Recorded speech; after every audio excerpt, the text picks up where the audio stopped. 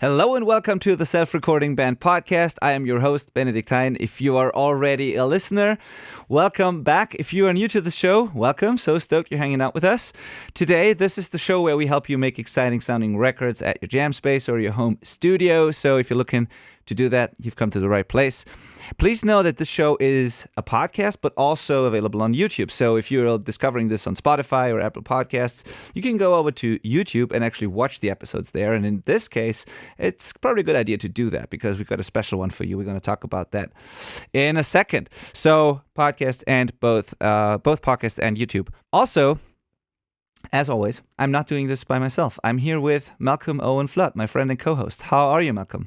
Hey, Benny. I'm great, man. I'm back in Canada after a huge travel day yesterday, and I made it, but none of my stuff did. I am without all my clothes, my DOP kit, everything's all somewhere else.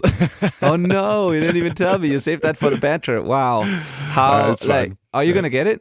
Is it? Yeah. They said that I think it just got stuck in Frankfurt, and so it's just kind of trailing behind me. It's making its way here slowly. Why? Did you even travel to Frankfurt?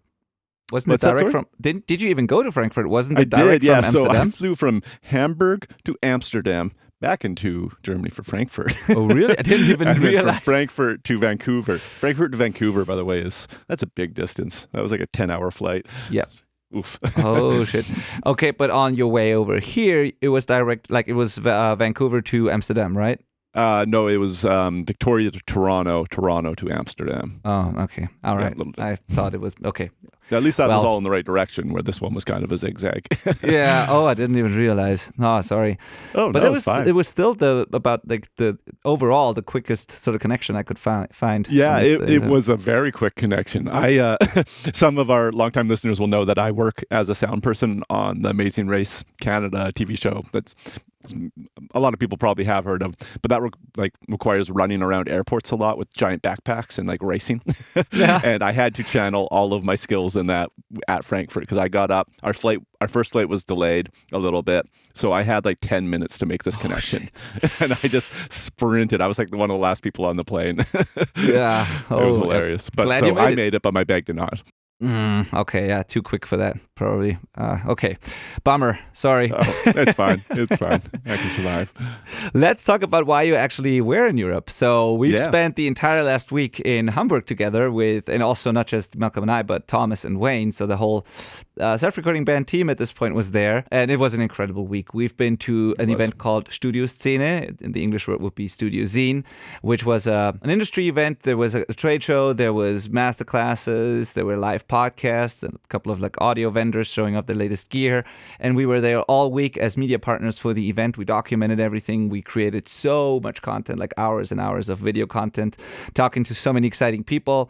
We did live podcasts there, and we spent the entire week on a pretty cool boat also, on a houseboat with a built-in studio. So we did some cool things there as well, captured all of that. So there's going to be tons of content eventually being released soon, hopefully. We'll have to go through all of this now, which I'm looking forward to, and also not. But yeah, so this is what happened last week. It was amazing, and Malcom just got back actually a few hours ago, honestly. Yeah, ultimately. Yeah, and so now we're here, and we are. This is the first of these live episodes that we did at Studioszene that we're gonna release and show to you now. And this, our guest on that studio sofa is what they call it. Our guest on that sofa here was Warren Huart. We had him on the podcast before, a few weeks ago, and we met him in person in Hamburg, and we had him on the studio sofa, talked to him, did a follow-up episode, which was great. And yeah, this is what today's episode is going to be about. Yeah, we had an amazing chat with him. Hopefully most of you already know that Warren is, the founder of Produce Like a Pro. He's an amazing engineer and mixer and producer in his own right. He's worked with bands like The Fray, Aerosmith, and just done all sorts of stuff. Very successful career, and also a fantastic speaker and educator as well. He's also a published author at this point now too. Yeah. So amazing guy who's just done a ton of stuff to help people like our audience learn and level up their skills and ultimately become professionals in their field. And yeah, it was a really fun chat. We talked about Warren's take on what mastering is, which is really fascinating because he's come up from a time when mastering was totally different than what it is now. Yeah. So that's really cool perspective on that. We talked about, analog workflow because, again, Warren came up with that being the only option at the beginning of his career. So that's very different than somebody like that's starting now, where it's almost definitely going to start totally digital. So It's fascinating stuff. Was very grateful to get to chat with him.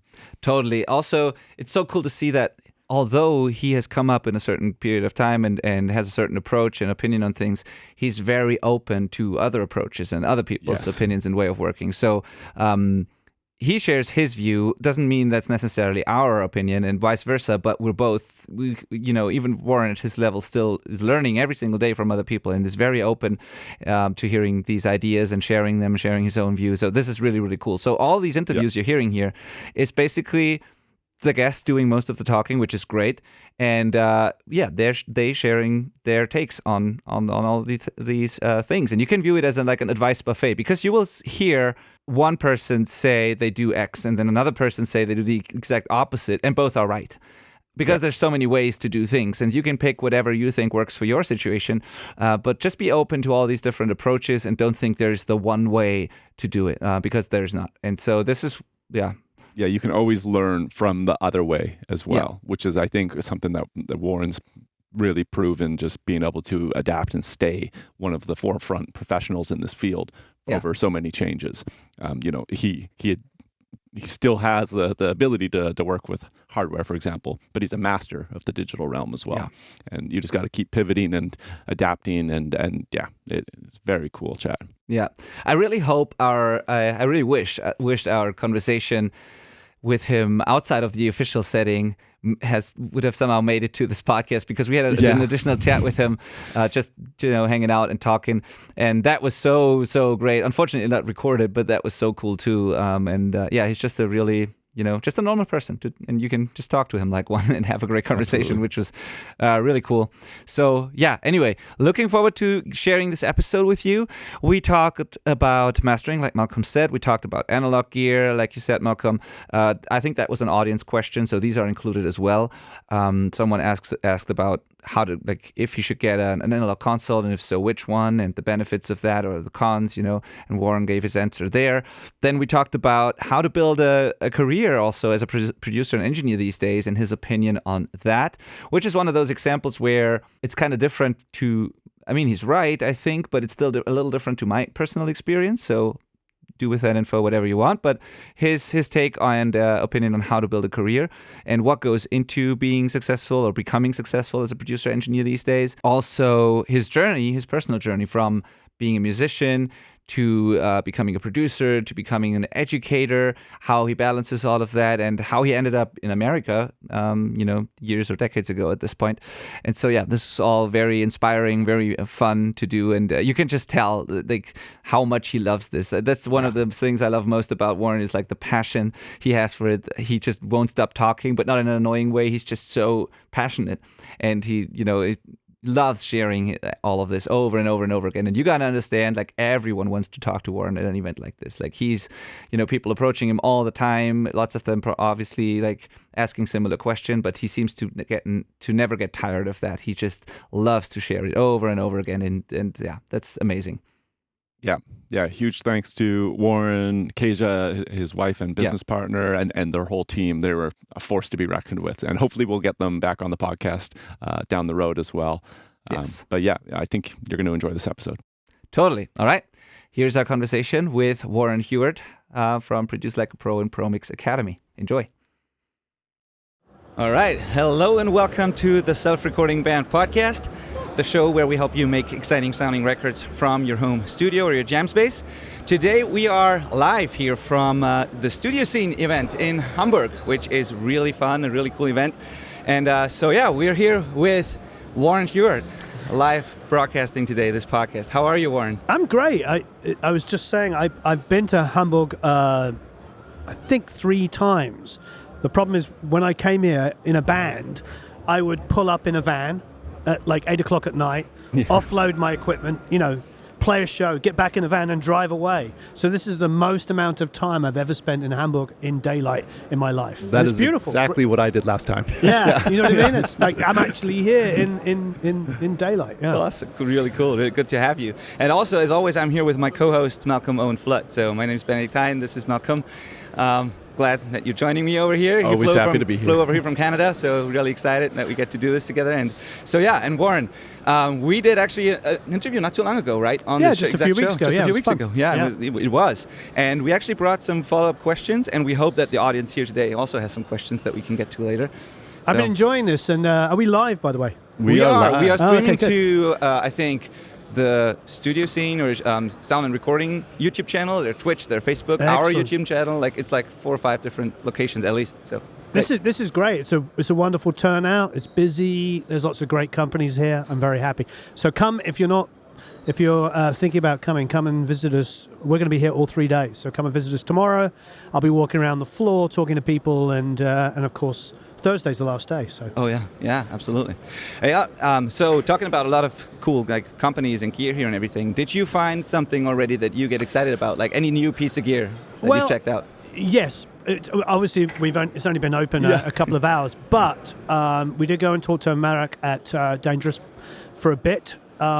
He was actually talking about, what is the name of those speakers? Ex Machina? I don't know how to pronounce them, but yeah, I think you're right. Yeah, I think so. Machina, I don't know. Machina. Yeah, I'm not sure. I'll find out. He is waxing lyrically about them, so we're going to go and give them a listen to. Yeah. Obviously, we're talking about all the Dangerous stuff. Our friend Michael Michael Krush from Tegela has a booth there. Awesome stuff. Elysia, we really love because that's Ruben's company, who is the original designer of Transit Designer SPL. Yeah. So that's all we've done so far. Just talk to the 3 companies, all people we love that have great products. Awesome. Really cool. Yeah, awesome. That sounds great. And those speakers were on our agenda as well. Like we heard a lot of people talk, rave about them. So yeah.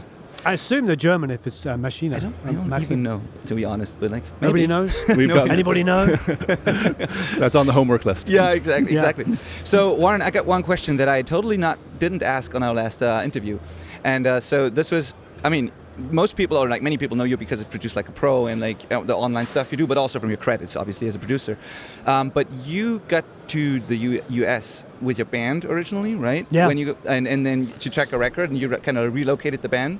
Yep. Basically, and like how did you end up, becoming a producer from being a musician, and then an educator from being a producer? Just a little bit of this backstory, just because a lot of people in our audience, they are musicians, and some of them want to be producers, and like how you ended up becoming a producer after being a musician. Well, it sort of actually was always in tandem. Okay. Because when I was a little kid, I was 15 when I first started playing guitar, and what I would do is I would take a tape cassette.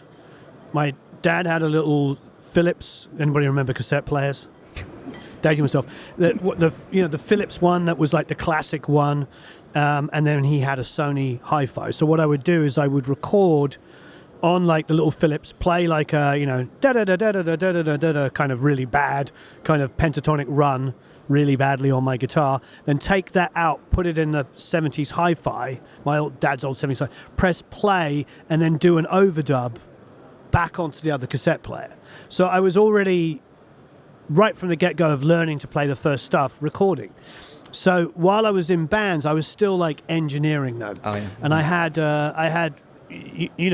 like probably many people here, I worked in music stores. So I worked in 2. One of them's very famous. You all know Anderton's. Mm-hmm. I worked at Anderton's. Lee Anderton's actually a very old friend of mine. So I worked there, but I also worked in a much more local store. Anderton's was close to me, but there was another one called Kingfisher Music, and I was there. So what I would do is I'd sell PA and recording equipment. And I also worked part-time at a recording studio that my friends had. So I was like doing everything. I was playing in club bands, going out, doing covers, writing songs. I was teaching guitar. I was just kind of a bit of everything. So I feel like, I've said this many times before, but I don't mind repeating it. I feel like my journey to become a producer, an engineer, and a mixer, and become successful on it is basically what everybody has to do now. Yeah. You know, there's no like, you're an engineer and you're making, 6 figures a year, engineering massive records. Yeah. It doesn't happen like that anymore. Rarely Even happens, yeah. I can name many, many famous engineers that are doing independent records at the same time as doing the occasional major label one. They're also educating. They're also designing gear, designing plugins. It's what I do is what all of you have to do now, which is like be little social media mavens and get yourself out there and get people find you so you can record. It's just the business, it's what we do. Yeah, diversify. So I felt like it was a really good opportunity to launch Produce Like a Pro, because my way of coming up is the modern way, even though it happened 15, 20 years before kind of the revolution in the internet. It still was exactly the way stuff. I'm lucky I have a lot of friends that work in music, but the strange thing is it was just the area I grew up in, because it had 2 incredible music stores. It bred a lot of that in the area. Everybody wanted to do music. I'd go to a music store, Kingfisher. Yeah. I worked there on the weekends when I was 16, I think. And I went in there and they had John Deacon came in, the bass player from Queen, with his son when I was a little kid. Comes in and Wow. I said to John Deacon's son, Which I was is your like, favorite band, right? my favorite band. And I said to John Deacon's son, I was like, do you want to be a bass player when you grow up? And he's like, no, I want to be a drummer. So I don't know. Those are the kinds of experiences. But to me, it's like it's a blending of everything. All right, really cool. Like, why do all kids want to be drummers anyway? Like, my kids want to be drummers, and lots of my friends too. So I don't know why is that? Well, it's gonna sound terribly masculine to say this. So please forgive me for not being PC. But I remember all the girls liked the drummers best. Okay, that could be Maybe a it's the reason. physical thing. I don't know. Yeah, it could be a reason. Yeah, good. That's such a masculine thing to say, so please, I apologize, but I do remember, I think lots of guys were like, I'm going to be the drummer because it's masculine, and like, I was all sort of bookish, and I just wanted to be the guitar player that was playing with pedals, and Which you ended up being doing. Yeah, cool. I still think, I think being engineering, guitar play, because like with guitar players, some of the greatest guitar players, I know I'm going on a tangent, I'm famous for it, but when you think of like Jeff Beck and Danny Gatton, who these like, especially Danny Gatton, anybody know who that is? He was this really technical kind of Telecaster player. They used to call him the master of the Telecaster, incredibly technical thing. Him and Jeff Beck and a number of other great guitar players are all really good, they're all dead now unfortunately, all were really good mechanics. They used to love like pulling engines apart and rebuilding stuff and everything. Is it sort of that technical nerdy brain? That sort of makes sense. And Totally. as I'm sure you all know, music is great for people that suffer from Alzheimer's and Parkinson's and stuff, because it hits the same part of your brain as mathematics. So it keeps your brain really, really, so I think a lot of us are kind of, we love that stuff because we're like tinkering. We like opening up stuff, piece of equipment, and like messing around. And Totally. So I want to circle back to a deeper part of that question, though, because you went over there, and if our research was correct, to cut a record with your band. That's right. Yeah. And did you intend to stay there? Because that became home, correct? Well, I think first of all, it was just out of necessity at first, because we went over there. We had done recordings in the UK, which had done fairly well. We'd had a couple of songs in the charts. So, and we were kind of a bubbling under. The Enemy had featured us a few times. We'd got a front cover, not like the full front cover, but we'd been on the front cover, little photo, a little blurb about us. So, we were in that sort of place. We were doing all the hip places like Water Rats. Right. For anybody who knows the UK kind of market, played some shows with Lloyd Cole. We did one with Lloyd Cole and the Commotions when they got back together. It was all like this.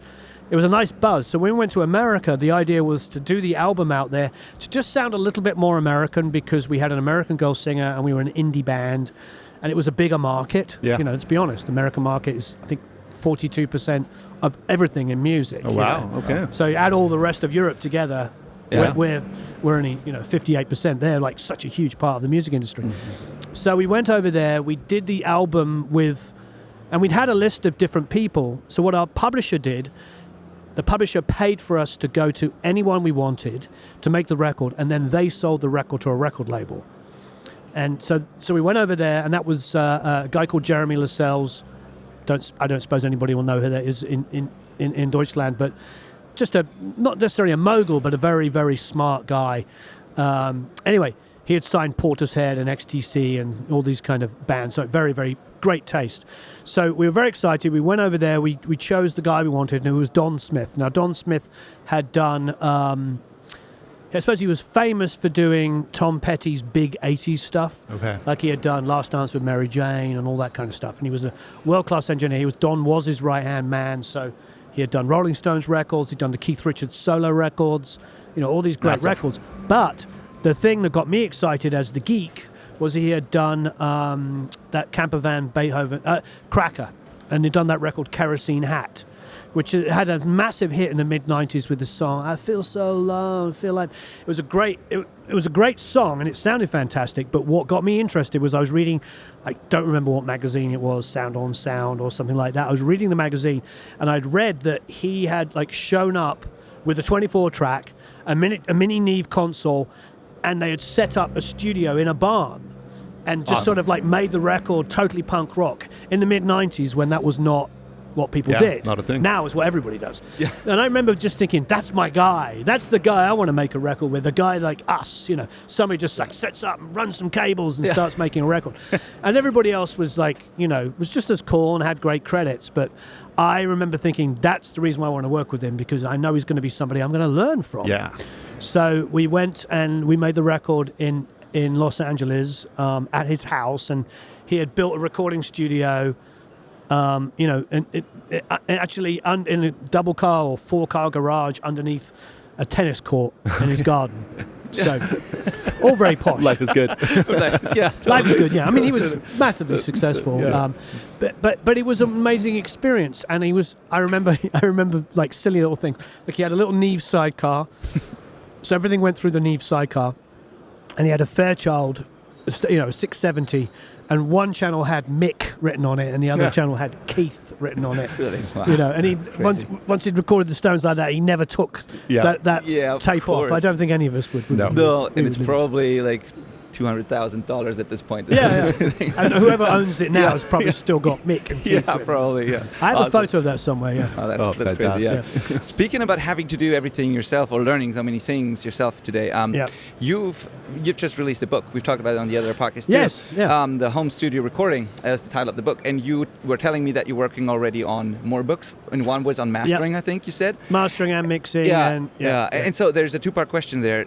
The first part is do you get to do a lot of mastering too, or did you do a lot of mastering in the past? And the second part is how do you even feel about that, mastering your own music or music you've mixed versus hiring mastering engineers? What's your take on that? Is that also something you should have in your tool belt today, or? Mastering's a very interesting discussion, and we could sit back here. Okay. It's all right. The best mastering engineers I work with don't often get to work with kind of homemade stuff as much, not as much as so quite often when I've recorded and mixed records, or I've worked with an external mixer, I'll go to the mastering session and they don't do anything. They don't need to do much. Yeah, the mix is right. When we did for instance, when we did the second Frey record, I flew out to hang out with Bob Ludwig, who mastered it, and most of the record had been mixed by Michael Brower, and a couple of the singles were mixed by Mark Endert, who is absolutely phenomenal. It's Mark Endert. And we had to turn Mark Endert's mixes down because he couldn't get Michael Brower's mixes as powerful and as loud as Mark Endert's. And that was his only job. Yeah. He didn't add any EQ or compression or limiting. He just kind of rebalanced the mixes a little bit. He limited a little bit on Michael's to try and get them up to the same level as Mark's. But essentially, his job was to take Mark Endert's, didn't do any EQ compression limiting at all on Mark's at all, and just brought them down like a dB, and because that was the only way to kind of match the level. And sometimes that is the job of an amazing mastering engineer, is just that last thing. But that's a skill in and of itself, right? Knowing when not it's to do definitely something. a skill in itself, but I think that's the reason. I think because the reason why I'm going to that direction to answer your question is I think for a lot of home recordists, mastering is a different thing. Yeah. It's for a lot of you out there that are still learning this craft, mastering for you is probably the last part of the mixing, to be honest. Yeah. It's not that. Agree. It's not a final, absolutely amazing mix that a mastering engineer goes, you know what, I just need to turn this down a dB and we're done. Yeah. Yeah, I know. So it's a very difficult question because there's so much confusing information out there. That's the understatement of the decade. It's really confusing. So how are you approaching to solve that in your book for people, for example? Like, what's your take on the, like? Well, I mean, I agree with the standard hypothesis, which is basically mix your song as best as you can, make it sound like it should be on the radio, and then think about mastering later and make it a later thing that you do. Yeah. Put it to another. I'll come back to that in a few days' time when my ears are clean, or at least the next day or something. Yeah. That is a very smart way of doing it. If it's there specifically to solve a problem and you've got problems, open up your mix and solve the problem. Yeah. Don't use mastering as a kind of... It's a tough one because mastering is a very, very confusing, underrated and overrated at the same time process. Because people underrate what it can do, but then overrate it as though it's some kind of thing that's going to solve everything. Really, like I said, if you've mixed it really, really well, you shouldn't need to do much in mastering. Most of the time with these top guys, what they're doing, guys and girls, and to be honest, in this business, I think the top 6 mastering engineers, I think 3 of them are women now. Yes. Which is a really good part of our industry. You think Kim Rosen, Piper Payne, and of course Emily Lazar is probably the most famous mastering engineer in the world. So I think, people would say to me sometimes like, I bring that up often. I'm like, there's no real war going on now between men and women because women have already won when it comes to mastering. So there you go. Yeah. But anyway, try to solve your stuff in your mix. Don't think about mastering when it comes to mixing. Don't even worry about it. Just mix the songs the best you can. Yeah. Do you mix into a mastering chain or like just a mix bus, basically a simple one? I do a very simple mix bus.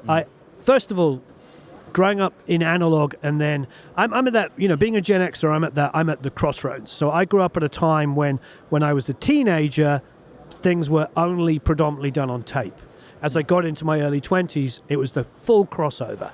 Everything was crossing over. So what we would do is we would record on tape and then dump into Pro Tools to edit. But we hated late 90s, early 2000s. People were too nervous to commit only to Pro Tools. People did, but the difference was in a DAW, it was very obvious. You heard those records and they were super brash, super bright. The high end was like sizzly and it just didn't sound that good. And I mean, there was genres that probably benefited from it, especially modern metal. They probably really liked that ultra bright, aggressive kind of stuff.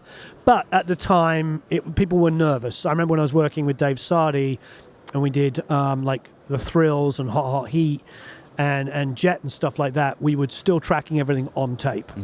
But then, and that was 2005, 6, there was still that crossover.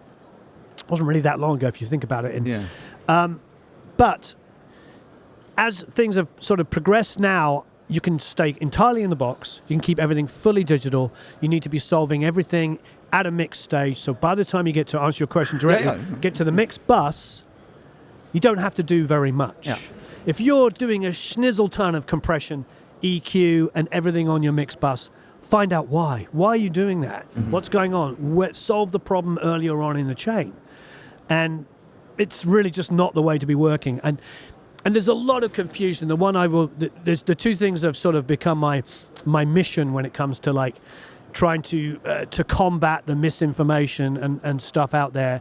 Is people always say to me, well, what about this reverse mixing thing that blah, blah, blah teaches? And I'm like, it doesn't work because it works for the person that has created the master bus based on how they mix into it. They have a template where they have individual EQ on the individual sources. Then in that template, they also have a bus where they're bussing their drums, and maybe they have 2 or 3 buses which have like a clean, a parallel, then a combined bus. All of this stuff is being done, this template. So by the time it gets to the mastering bus, they can have fixed amount of compression, EQ, and limiting. Maybe they've got ozone on it, maybe all this kind of stuff. But unless you have figured out their template going up to that stage, don't even think about it. Now, it might be after a year or 2 of you mixing, using that, you'll get your own template and you will have a master bus that does all those things, which is totally cool. But don't adopt somebody's master bus and think that's going to solve your way of mixing. Absolutely. Yeah, absolutely. I always see it when people ask online about how to implement, for example, the Brauerizing or things like that, and they don't fully understand how he does it, and then wonder why it doesn't work for them, and these types of things. It's such a unique sound. I mean, the Brauerizing thing is, I get it. I get the principle of it, but it was going through so much. When I've worked with him, I did 3 or 4 albums with him. So much parallel stuff. And it's been developed for over decades to the point where it's developed, but it's also a little bit haphazard because what it was is a ton of very, very old, equipment that probably was creating all kinds of different phase relationships. Yeah.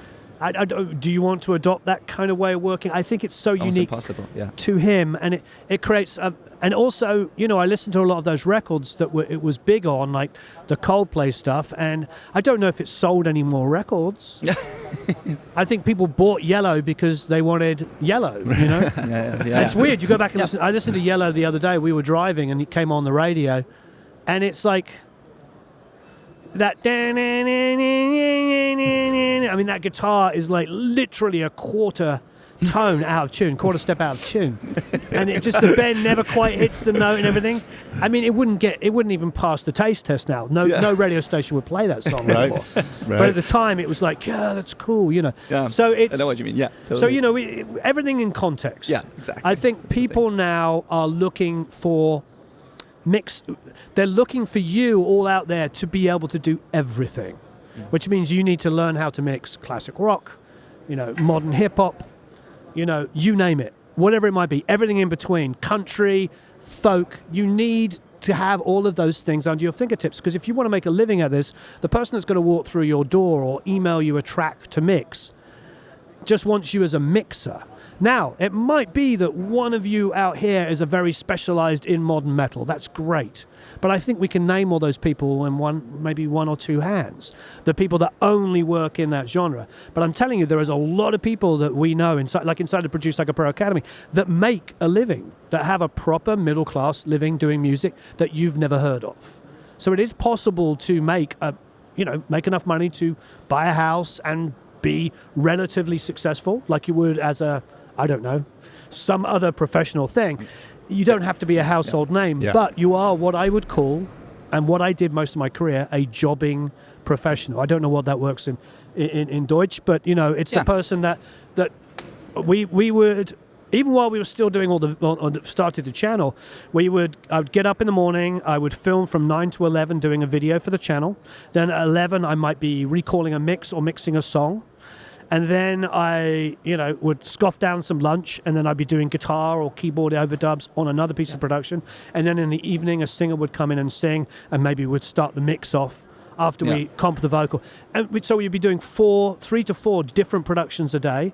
And of course, there'd be a voiceover and maybe a rap. That's what you do. Right. Yeah. And then I would master a song for somebody else or mix a different genre. I had a German band fly in, and we had to recut the vocals. The singer came in, the vocals weren't very well recorded for whatever reason, so we recut the vocals. So you're mixing and you're recutting vocals. Yeah. My point is, that's a jobbing professional. Yeah, working.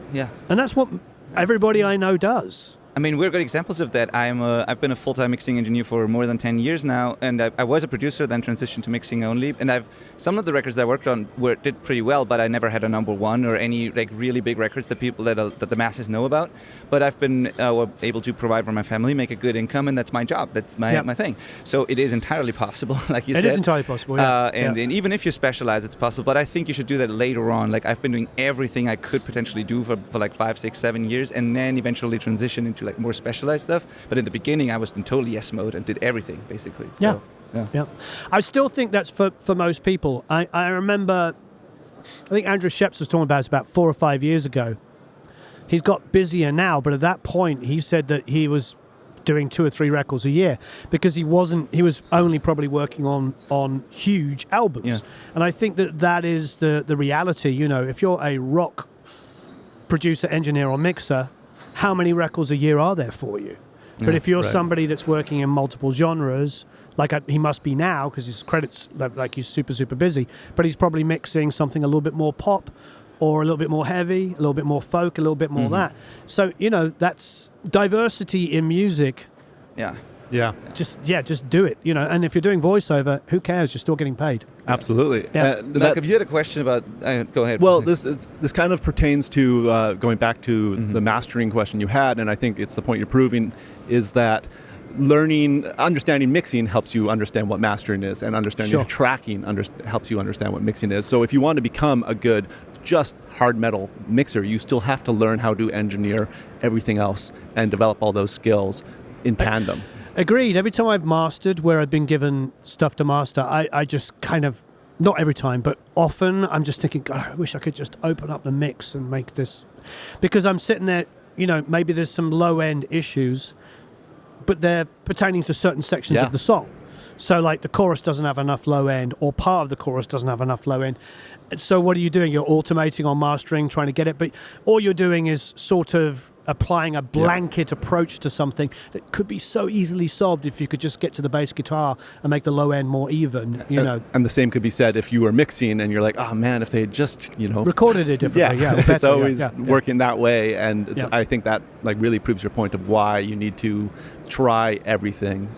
Well, I think our job is, this is my personal opinion, there's a phrase in England, jobs worth. People. I don't know what the German version of it is, where people like I was only hired to do this. That kind of like jobs worth mentality. It's more than my job's worth. You can't be in music and do that. So for a tangent for a second, not very often, but every now and then somebody will put a comment up like, "How do you find better clients?" And I'm just like, the question is the problem. The fact that you've asked that question is the problem. You can't think that way.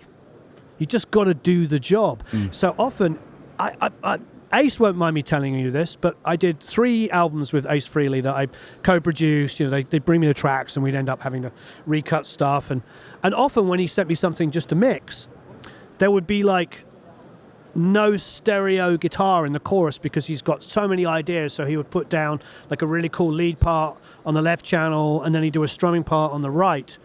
And it was like, well, where's the balance? Right. And so I would either go to the second chorus and pull in the rhythm part and put it on the first. But often I was like, there needs to be some breaks in there. I just need a crank, just to lift the chorus. So I'd plug in a guitar and do it. Right. And he would listen back to it and know that those weren't his rhythm guitars, but he did not give a crap. All he wants is the record to sound great. Yeah. And that is our job. Absolutely. I tell this story, maybe I shouldn't because it's going live, I'll blur. But there's a friend of mine, I won't say who the singer is, but he is like an MD for a very, very famous singer. And he was asked to do a track for a movie, and they recorded it and produced it, and he played on it. He's a wonderful musician. Got everything up, and then the singer said to him, would you mix it? So he mixes it, and the singer said, do not auto-tune my vocal. Whatever you do, do not tune my vocal. I don't want anybody to tune. He goes, I work with this other guy, and he never tunes it, but he always makes me sound great.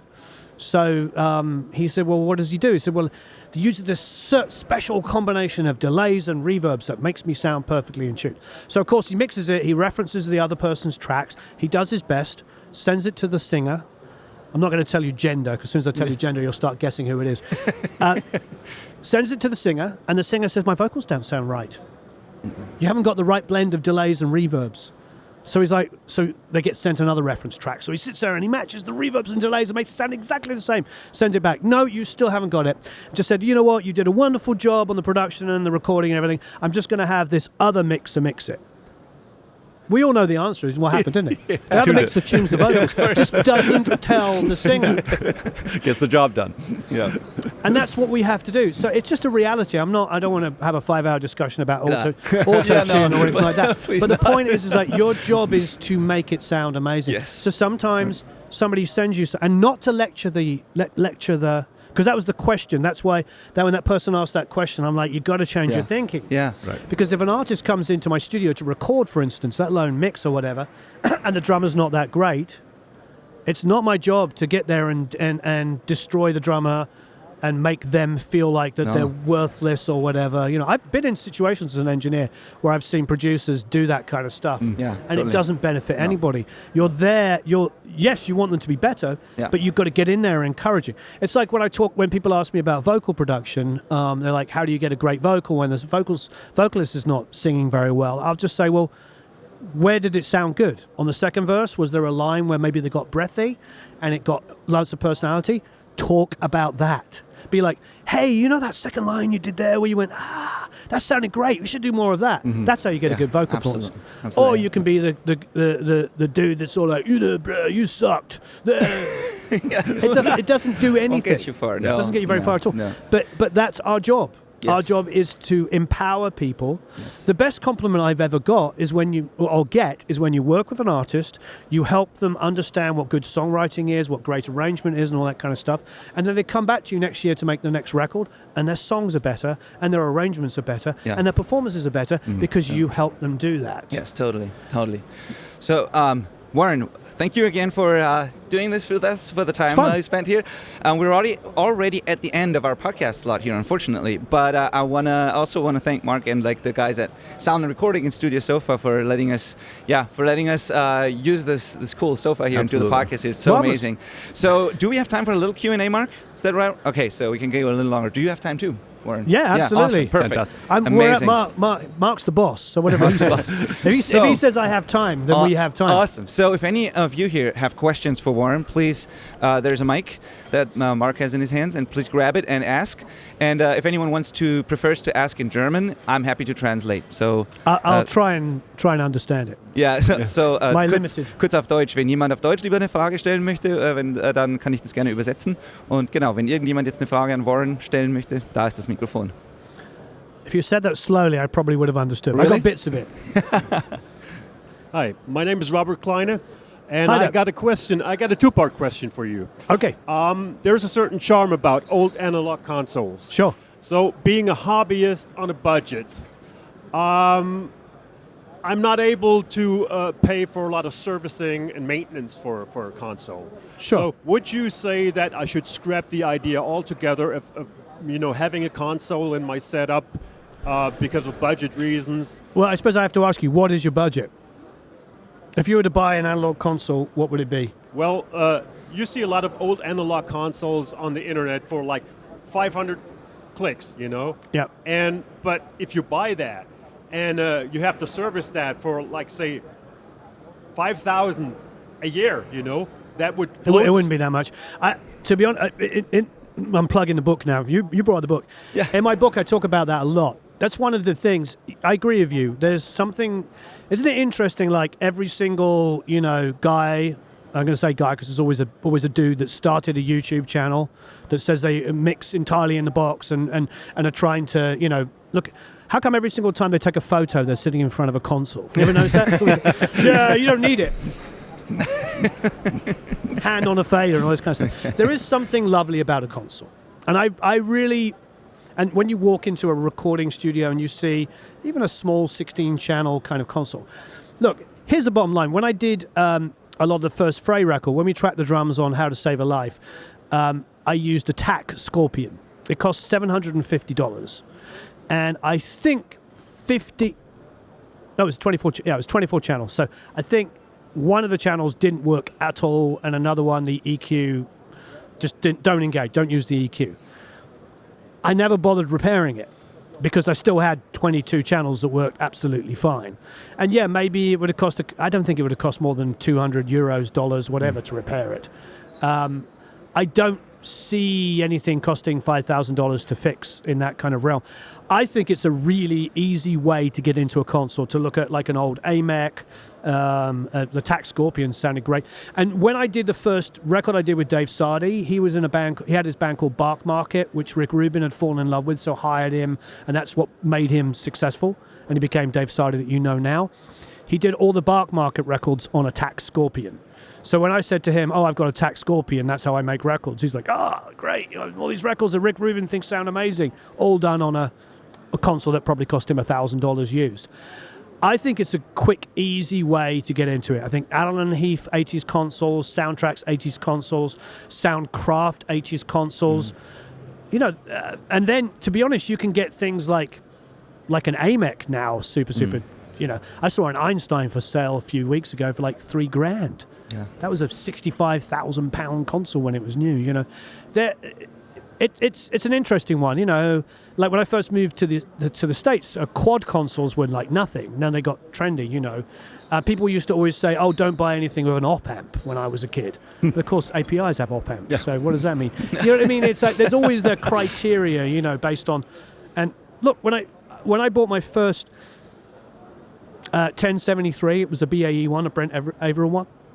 I think it was $1,100, something. Now you can't get into something like that for less than like $4,000 when it's like either a high quality clone like a BAE or an original. You can buy the cheaper versions, but my point is like, what's trendy or whatever is an interesting kind of nebulous thing that kind of moves around.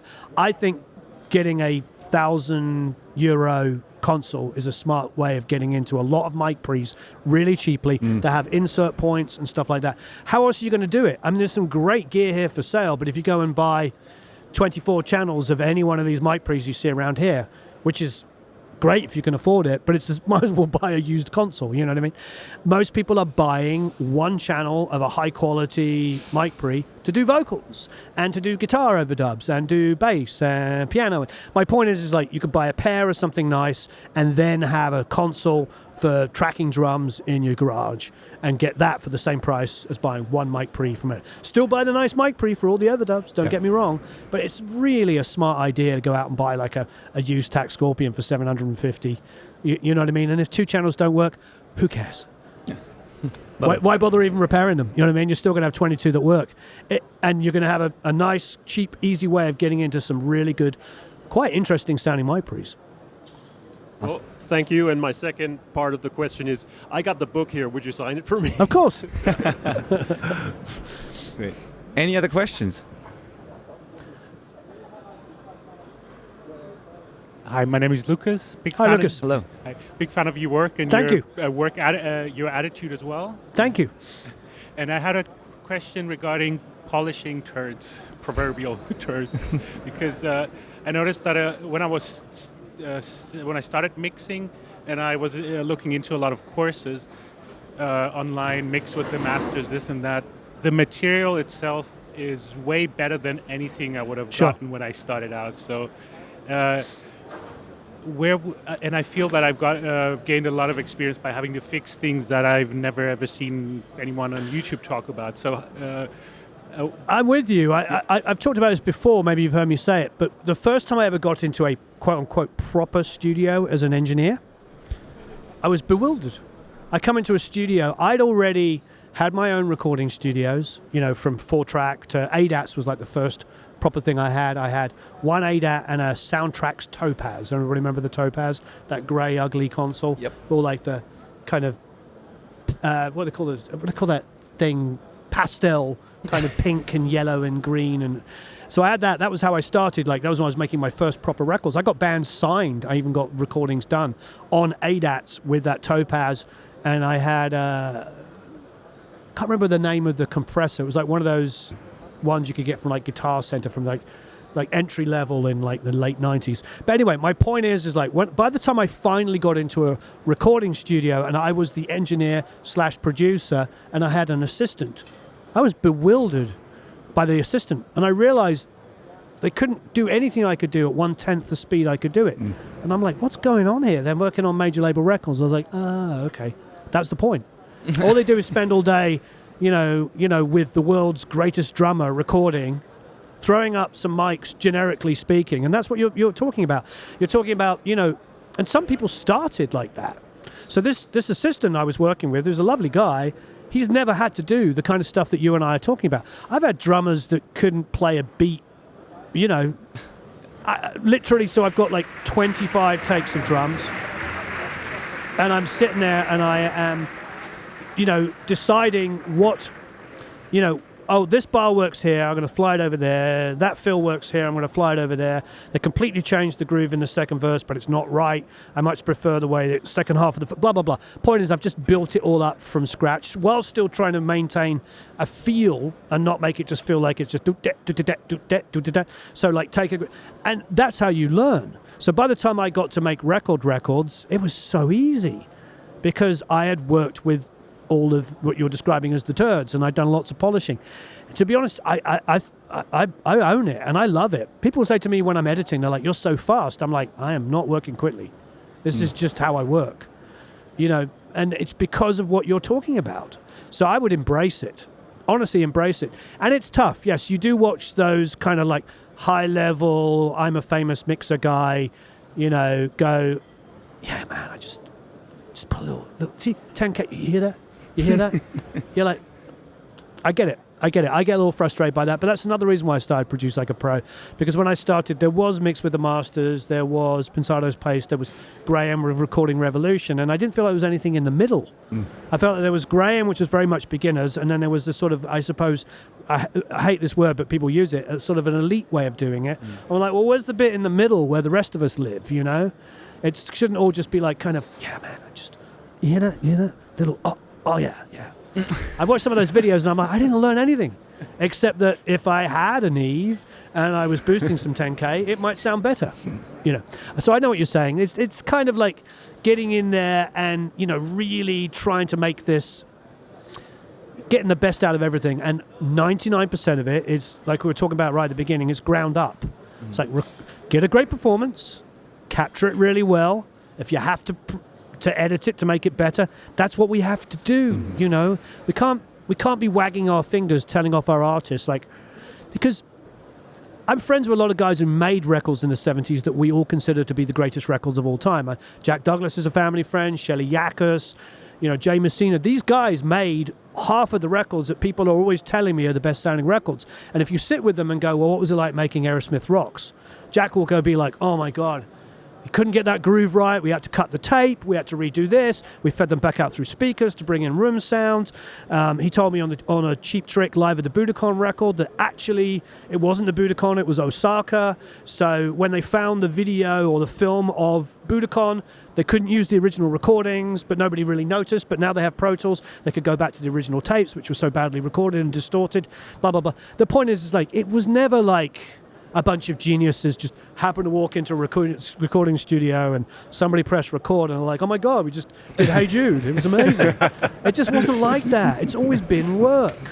Yeah. It's always been work. And sometimes it's a stereo mic and genius, and sometimes it's getting in there and multi-tracking and fixing it. And most of the time it's somewhere in between. So I would say take the experiences that you have and own them, and just think it's great that you get to work with artists that you have to do a lot of work with, because as you get better at your craft, you will generate more customers, the customer will get better, and you'll find that you're solving problems like really, really fast. I remember tracking Steven Tyler's vocals, and he would sing a line. First of all, he would self-comp, which is genius. You sing for an hour and a half on a song, when you finish it, you've also comped it. Because he would go, he'd sing a line, maybe 2 or 3 lines, and he would miss a word or wouldn't sing the second line quite the way he wanted it to. So he'd be like, can I go back and punch that in? The thing is, I've been doing this for 1,000 years, so I knew what he wanted me to do. I was already queued up. And so he would second word, and as he was saying it, we're rolling back to that thing and playing that part, and he just punched in.